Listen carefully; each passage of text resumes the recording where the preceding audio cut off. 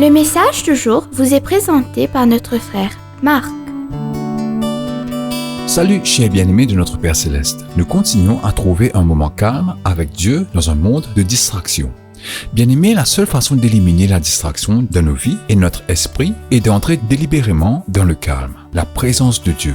Jésus lui-même se retirait souvent dans un lieu solitaire et priait. Luc chapitre 5 verset 16. Nous aussi, nous devons faire la même chose et le faire souvent. Bien-aimés, le silence fait partie des outils thérapeutiques les plus puissants en soutien moral.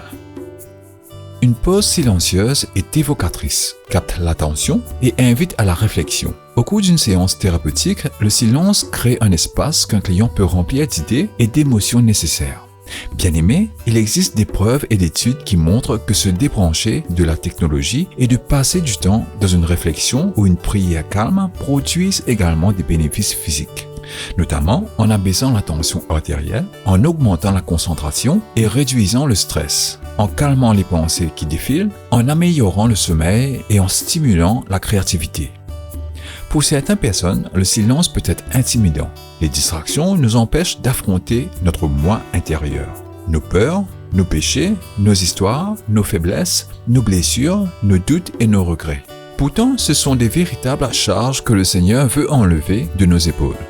Dans le calme, un moment solitaire. Lorsque nous nous débarrassons des distractions, nous pouvons nous approcher de Dieu attentivement, avec tous nos sens accordés aux invitations du Saint-Esprit.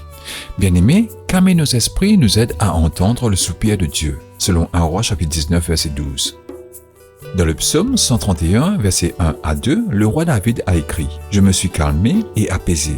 Je suis comme un enfant sévré avec sa mère. » Nous aussi, bien-aimés, nous devons avoir cette image de notre vie et profiter de la paix de Dieu dans nos âmes, dans la tranquillité de sa présence. Que Dieu vous bénisse tous. Profitez de votre journée en lui. Nous terminerons ce message demain. Au revoir.